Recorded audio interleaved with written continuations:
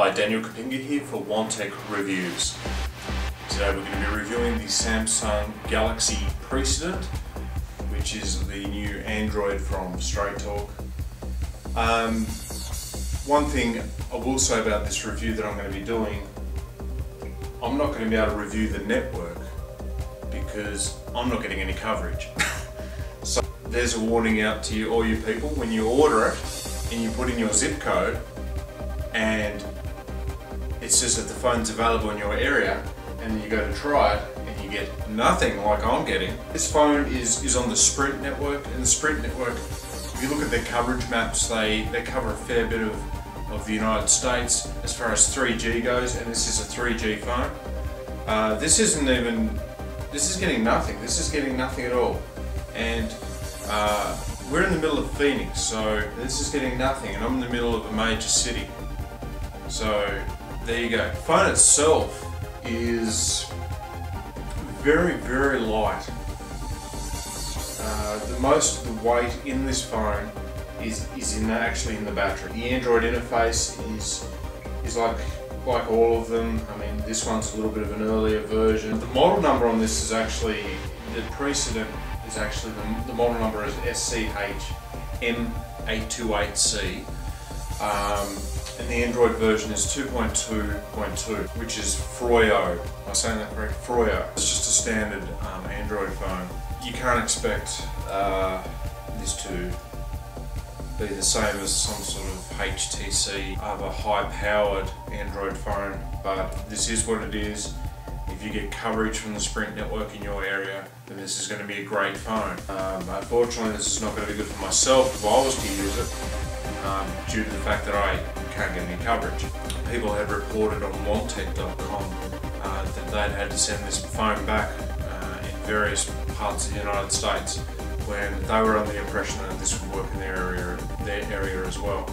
So just to go over some of the specs of this phone. So it's a 3.2 inch touchscreen with Android 2.2.2, or just 2.2 as most people would say.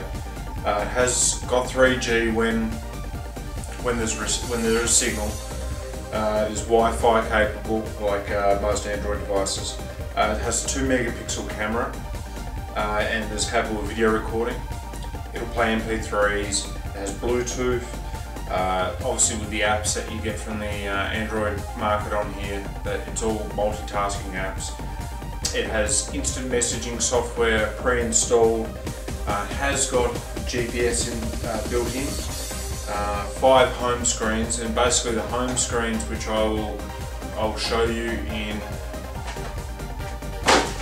the home screen. It has 5 home screens, and the home screens are basically, which I'll show you on the side of the screen here somewhere, is where you can actually scroll through, and they're like desktops, but they're called home screens.